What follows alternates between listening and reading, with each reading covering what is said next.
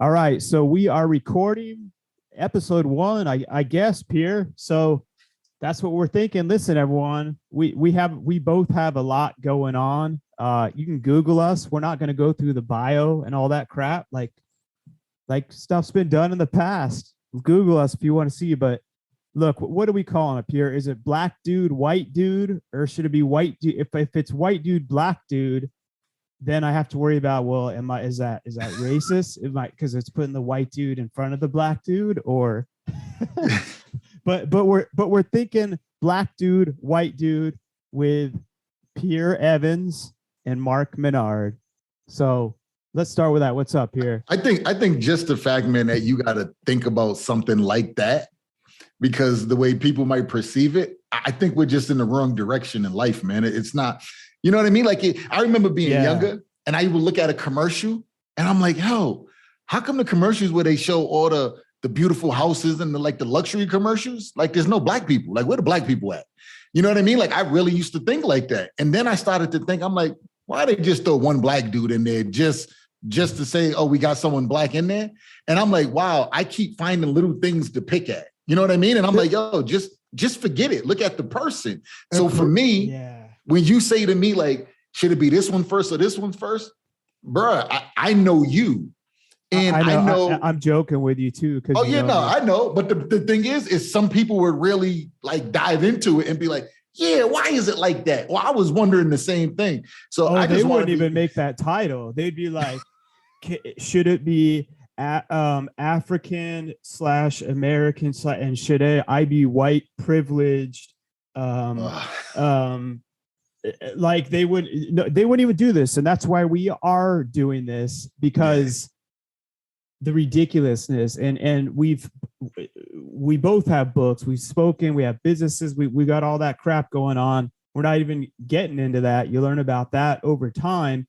But what I love how you were just even saying that, Pierre, is like it's crazy how what you think about, like the anger you get about stuff, just seeing it, and like even that. So say I was doing, it's weird because you do what you're used to a lot of times. So say my circle and all that, I'm just thinking maybe I'm selling houses and I'm like, oh, let's do an ad. I got this person, that, not even thinking about what races are doing it. And I'm like, we got to get this out. We got to get this house sold.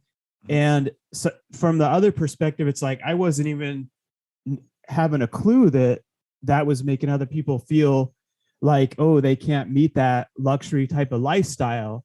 And so then on the other end of it, you know, like it's like taking feedback with a business, like, oh yeah, crap, that's a good point. But then people do overkill where they're like, let's do a commercial and make sure we have a family that has they've adopted somehow magically every race of my kids are models, have done modeling because of my wife, not because of me. They get the looks from her, and she's from Sierra Leone. You know that, Pierre. Yeah. And West Africa, which I didn't have a clue about any of that before being married for 15 years. And there's so many different things they have for like interracial, because my kids are interracial. They're mixed. Someone told me, by the way, mixed is the wrong. No, I'm like, shut the hell up. My kids are my wife is from Africa. I'm white. I don't give a whatever. Like if you call them stuff we pay attention to, man. I'm not overthinking that nonsense. Like whatever. But they can have that and be in a commercial, and it could go to like either side, and they like want that. And it's weird when you try too hard, but also I could see like those intentions, like you said.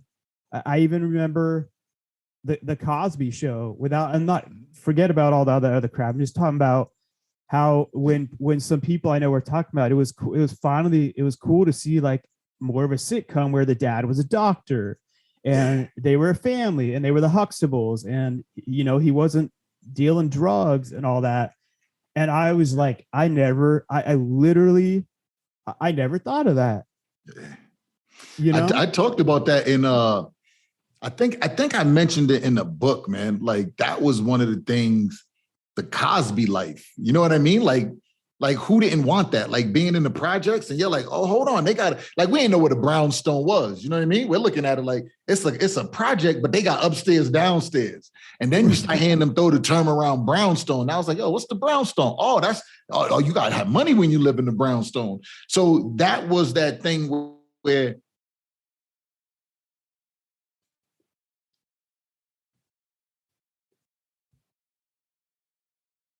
that's when it's just like, hold on, this is for everybody.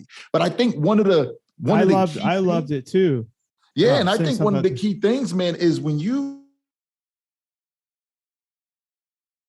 Pierre, it's friends, and some people might have been looking at it one-sided.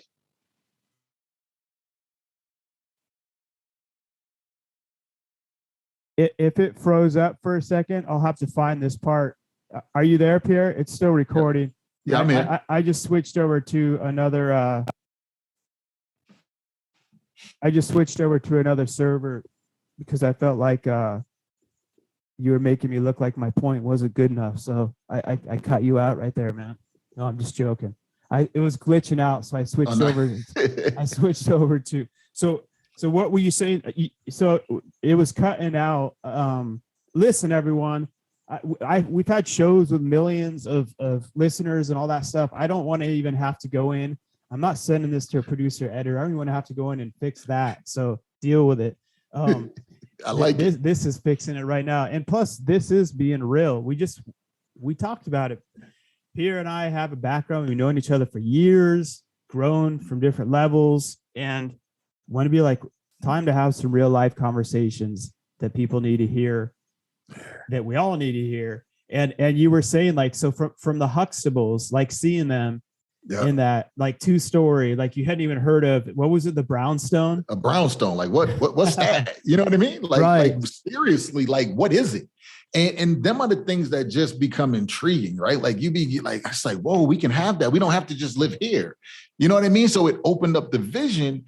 But for me, it went a step further. And I'm looking at the fact of, they're not just having Black friends. They got friends from everywhere, from Asian friends, white friends, African friends, like everywhere, like whatever you think of, it came by the Cosbys. Like they was at their house, they was talking, they was eating. And it's like, hold on.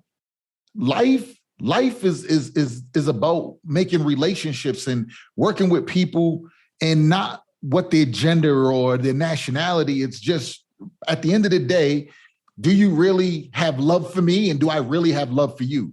And if you treat me well, then that's it. Like the first time I went out to Ohio, and listen, bro, you're like, come to the house. Like I'm at your house with your wife, with your kids. You know what I mean? Like your family, your wife, man, listen, she made the cassava, like I'm eating, like everything was right. Like your son let me get the room. Like, you see what I mean? Like, it doesn't matter like what you are. It's like, who's your character? Who are you as a person? And the Cosby Show helped me to see that. Like, all my friends don't have to be Black. And all my friends don't have to be from where I'm from. And at the end of the day, if we all come from the same place, we're going to teach each other the same thing. So where's the growth? Like, I learned stuff from you that I wouldn't have learned from my other friends. Dude, what you just said, Pierre, I was in jail at age 17. Most of my friends were, I think most of them were white. I had a couple white, couple Hispanic. Mm-hmm. But the majority were white, and 2 of them are dead. I got in jail. I had to get away. It wasn't like I got to stay around my own race. It was like, hell, I got to change my mindset and the mindset of the people that I'm with, regardless of whatever their race is at all. And the flip side of that is it's dangerous when any tribe tries to, it's good to connect to your tribe and know all that, but also we all only know what we know, and there's good and bad to learn from other things. And that's how we elevate. And when it's like, oh, you're selling out by becoming friends with that white dude, and you know how it was like when you were way back in the day and like in the dealing and in like the gang life and all that, and they'd be like, what are you doing with that white devil? And deep down, if you're thinking like, yeah, man, I shouldn't be, but like Inky Johnson, our dude, just so happens that like that was the white old man that was a football coach that came and started driving him to practice every day. And at first they were like, what's this guy? And he's like, that's the first time I ever rode in a car with a white guy. And I thought, you know, I was warned to stay away from him. And he's like, thank God I didn't. That guy, and it goes the other way too. And that's also the danger of sticking in that inner circle where some people, when they speak out and they're like, how could you speak against your own race, your own thing? It's like, I'm not, it's, this is freaking right. This is freaking wrong. Yeah, it's right or wrong.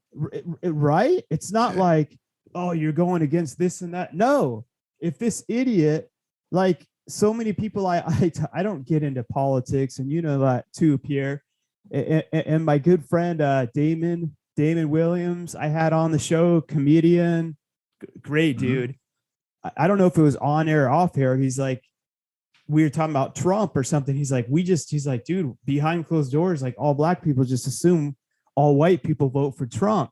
And I started laughing. And then afterwards, I'm like, dude, he's like, you know, we really do. And I'm like, that's funny, because what I hate is to be put into a box. I'm like, don't make me, I don't agree with that idiot. Don't put me in the box with any of these idiots. Like, I'm me, I'm Mark.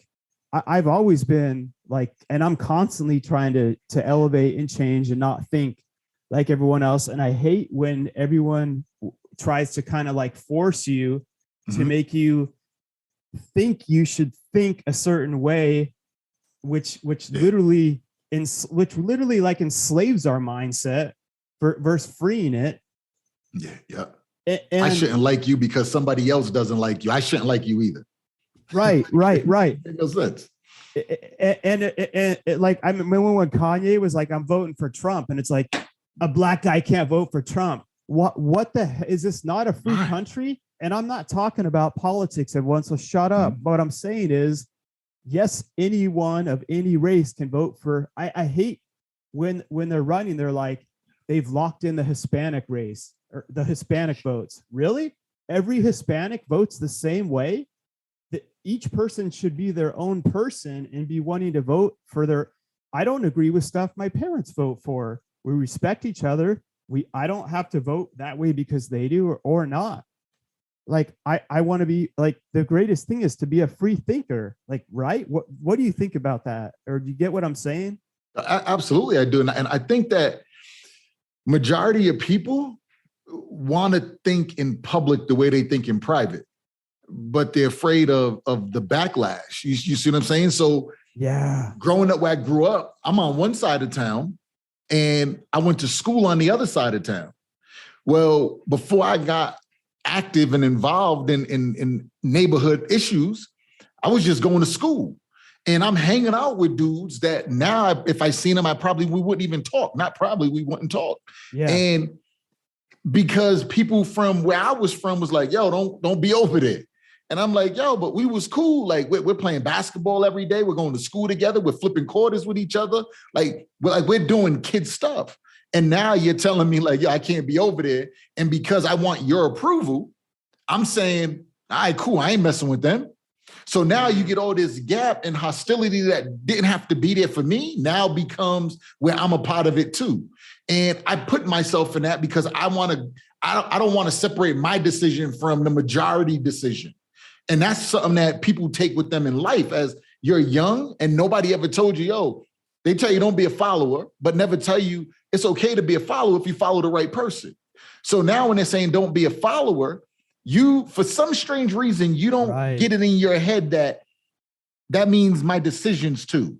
My decision can't be based on how you feel, right? My decision got to be based on what's going to be more lucrative and beneficial for Pierre. And that's why I started to hang with different people. I realized people got two groups of friends: the friends that relate to your degenerate side, and then the friends that relate to the side of where you want to go with your life. Two different ones. And you play in both fields for so long, right? And I say, yo, I'm not playing in both. I'm going to one. But there's seasons. You know what, Pierre? I was thinking about that. There's different seasons of when you need to. I was thinking about, I, we have so many different, we have a lot of similarity. We have a lot of things we can relate to, even though we were in totally different worlds. Like when I was from California to this little town of Grand Junction that I thought would be all cowboys and stuff, but there was so much crazy. There's a lot of them, but there was a lot of other crazy, like vatos there that you don't want to mess with, the methamphetamines, all kinds of. But so the fighting was crazy. And so there were some people that I weren't the best people, but I knew to become friends with some of them because they had my back, and it was almost like a survival type thing. And deep down, I knew like, this isn't the type, even then I knew in my gut, like this isn't the right person that I want to be around for advice and all that. But when I was going to get jumped or something and they were there, like dude came up with a bat and my guy had me, if they weren't there, so it's almost like for that season, you kind of need to latch on to what you need to, depending on what environment that you're in also, you know what I mean? But you have to, I'm trying to figure out like how to say it, but it's still a continual growth process where you need to know how to kind of get out of that and know that that's not a forever thing versus if you just immediately cut everyone off, you know, like, and you're still on the streets and you're selling drugs and you're like, I'm cutting you off. Get the hell away from me. I'm better than you. Well, then someone might come and shoot you up, you know? It's like it's fun. That it's transition, weird, man. You know what I mean? The transition it's a huge mental transition, Mark. And that's for everybody. I don't really care who it is. When you're used to living away for 20 years, right? 30 years, you're used like this is how you've been living. And now you got to break that. That's hard. Not only because you got to break your own self-doubt, you got to break your own lack of mental toughness, right? But you got to break the other people around you. You got to break that link. You can't be connected to the people around you that think a certain way, act a certain way, and want something different from you. You got to go to the other side of the spectrum. I wasn't afraid. Right. See, that's one of the things, man. When I said I'm getting away, I broke away from me first. Right. People try to break away from people. Right. You're right. People are not your problem. The problem is the way you look at yourself every daggone day. Like I used to say, listen, all I know is how to hustle. I know how to take whatever you give me, and I know how to flip it. And I'm going to stay in these streets, and I'm going to hustle, and I'm going to do this until I die. And I'm going to make a lot of money doing it. And then I started to look at the dead end everybody was running into. And then I started to look at some people that escaped, and I started to look at how they escaped. And I started to see the ones who escaped had resources beyond the local people that they was around continuously. So you hang around your people every day, and then you go hang around this other group. So let's use you for an example. I might hang around this group during the day, but I'm coming in and I'm still having talks 2 to 3 times a week with Mark. And when me and Mark are talking 2-3 times a week, Mark's giving me information that these people ain't giving me. The minute I find that some of Mark's information works, my belief system now is in Mark. And I'm like, yo, my man got something different I never heard. And I try to share it with my friends. Right. And I'm like, yo, my dude told me, boom, boom, boom.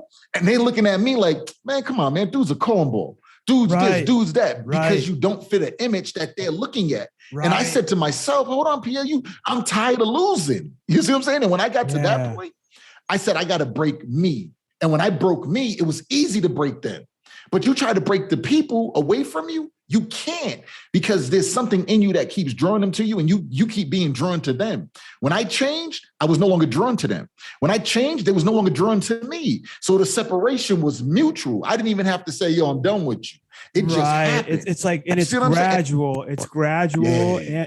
And you know what, Pierre, that just made me think of, but even now, like with the cancel culture and all that stuff, and the dangers of the nonsense versus Martin, like they would have been burning crosses in front of my house right now if my wife and I were in an interracial marriage before Martin Luther King and stuff spoke, you know, and marched the streets and took action.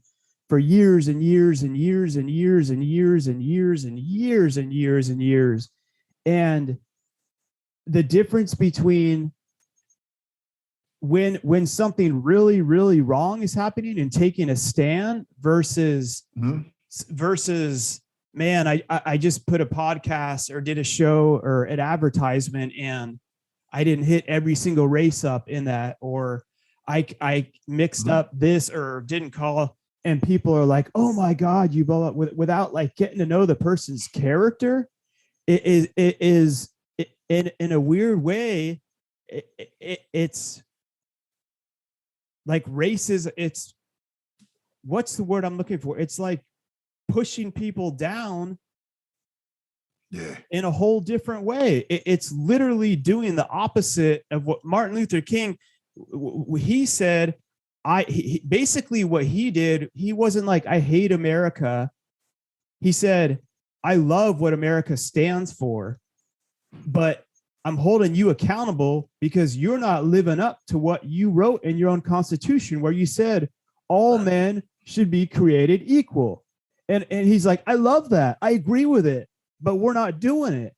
Versus someone saying, F America, F that, you know, like did you see, I live close to Miami now, and Pitbull is from like here, from Cuba. And he's like, when people get up there and they're like, I hate America, I hate that. He's like, yeah, there's problems that we need to fix, of course, but try coming from the countries where we came from, and you'll see why I love America, how America allowed me to have this platform, be free, be a multi-millionaire. You haven't been to the countries where we're from and gone through what we've been through, or else you wouldn't be saying that type of nonsense. And then my kids are like, how could you say you love America?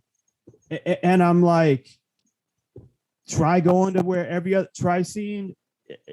I'm not saying not to be proud of the beautiful things like where your mom's from West Africa, but there's a lot of different things with their government. And there's the reason why a lot of people try to come here, because they have the art. It's a totally different, it's beautiful there. It's amazing there. But the corruption is a whole different level. It's constant bribes. Again, that happens here, but it's not the same. It's not the same. And so I think what I'm trying to flip back to is like Martin Luther King could have been, relentless in how he pursued, because there was so much that was being done that was wrong. I mean, I can't even comprehend different colored drinking fountain. I can't comprehend how messed up that is. And not even being of that, just thinking how much that would make you want to just punch someone in the face. But he was like, I love America, but I'm holding you accountable for what your principles say that you stand for, and we're not living up to that, and we need to live up to that. Versus now it's almost like flipped on its head to where we're not all created equal, because depending on what's the popular trend right now, like Dave Chappelle just talked on his show, and he's like, they're going to cancel me for talking about this type of person. Is it possible that that type of person can be racist? Can we ask that question? Yes. Should be able to ask any question. Right. That's the problem is, listen, and then he shares a story about a friend. So yeah, no, go ahead. Like a real friend. And that's just that's where I just try to sum it up is when people ask me, what do you think of this, that, and the transgender or the bi? I said, I just want to know, what is their name? That's what I'll call them. Hey, John, what's their character like? Hey, Sam, anything else? I do not give a shit. Are they white? Are they black? Are they Cuban? Cool. Let me learn some cool things about your culture, your food. Can I relate to you? Are you a good person of character?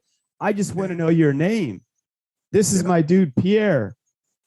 You know what I mean? Like, how do you treat people? How do you treat me? How do you treat other people? The rest of the stuff, who cares? You see what I'm saying? Like, people be forgetting that when Martin Luther King was getting beat up, there was some white people getting beat up with him. You see what I'm saying? So it's not all people. You know, so we got to start to look. The problem is when we don't know who we are and what we want, we get caught up in all the webs that are out there, right? We get caught up in every one, and we use the excuse like, listen, are there equal rights? No. Is it harder for some than others? Yes. Okay, cool. Go work though. Because we can sit there and we can talk about it's not right, but I can look at Snoop Dogg and say, yo, Snoop done been through it. And Snoop's still sitting there. He ain't struggling. He's living life. Does he still deal with stuff that other people have to deal with? Yes. But did he create a life for his family? Yes, right? We can look at a Denzel. We can look at an Oprah. The list goes on and on and on. Right. Don't say there's a problem, but then not do anything to add to the solution of it. So when I'm sitting there and I'm looking, I grew up in the projects, high school dropout in the 11th grade because I couldn't play football no more. Could barely read. I was on a 7th, 8th grade reading level. Couldn't write for nothing. My spelling was terrible. If it wasn't for spell check, I wouldn't send you a text message now. But I learned a skill that at any time I can go somewhere and earn a nice 6-figure income as if I had a college degree because I learned the skill that gave me a life degree. So I'm not saying, hey, there's a problem over here, but I'm not adding to the solution. So I took my skill and I want to give it to other kids that come from the areas I came from. Why? Because it's a cheat code. And if I can give you something that your parents can't give you or the dude you running around with in your hood can't give you, then that means I can create another person making 150, 200 grand a year. I can create another one, and then they can link up and they can do some bigger moves. And now it's like, yo, we're changing the dynamics of this place, not because we have it easy, but because we removed every excuse. Like, forget the excuse, go be a part of the solution, not the problem. And I just think we got to get into that mindset. And that means have the tough conversation. So this is, I'm gonna say this, right? I worked with a lot of different people, and I'm guilty of saying, man, you don't talk like me, you don't look like me, you don't walk like me, like there's no relation. You're way different from me. Right. And I would stop working with people. And I had to talk with my wife, and we really got into the conversation. And I realized that I can't learn if I'm not willing to get outside of my comfort zone. And that means I got to get with people that are outside of the space I'm in. But I had to figure out what the problem was. I was intimidated. I didn't know how to talk the language. I didn't think I had value to add. The minute I learned I had value, I'm going in any room now. I don't care. I'm listening first. When I find something that relates to my gap, no race barriers, no nothing, I got the answer. Because if I put money in your pocket, you don't care what color I am. You see what I'm saying? But I can't just take it out your pocket. But if I put it in, you don't care who I am or what I am. You just want my value. And that allowed me to build the confidence to go in any room now, man. Remove every excuse, man. I don't care, white, black, green, purple, yellow. Like, at the end of the day, man, just remove them and get to work and become part of the solution, not the problem. Well, posting hashtags is not taking full action. Like, I'm going to be real. I'm not saying it's not part of doing something, but what's your end game? What do you do? There's more people doing more behind the scenes that I know personally that may or may not ever share it. You may not even find out till they're dead, or you'll hear it at their funeral. That's what matters. Like, I'm on so many shows and interviews, and they're always like, how do you define success? What do you want your legacy to be? And my answers change over time too. And the more I think about, I had it in my head the other day. I'm like, I want my tombstone to say, I fought the good fight. That's what I wanted to say. I fought, not I'm fighting the good fight. I want to die knowing I fought the good fight. Mark Minard. And I did all I could do with the lifetime that I had. You know, that doesn't mean I don't screw up. That doesn't mean I haven't done stupid things. We all screw up. We all learn. And if people are going to be real and act like, look, we all have different forms of prejudice because we only know what we know. So you base stereotypes based on what you think you know. And the only way to break out of those is what you just said, Pierre. Get out of your comfort zone. You're going to meet some white people that are going to be a-holes. They're going to be idiots. They're going to say some stupid things, and you're going to meet some great white people, because I know a lot of white people that are idiots. I don't get along with 99% of humanity. You're going to I meet some black people that are great people. My wife's family's from West Africa. I met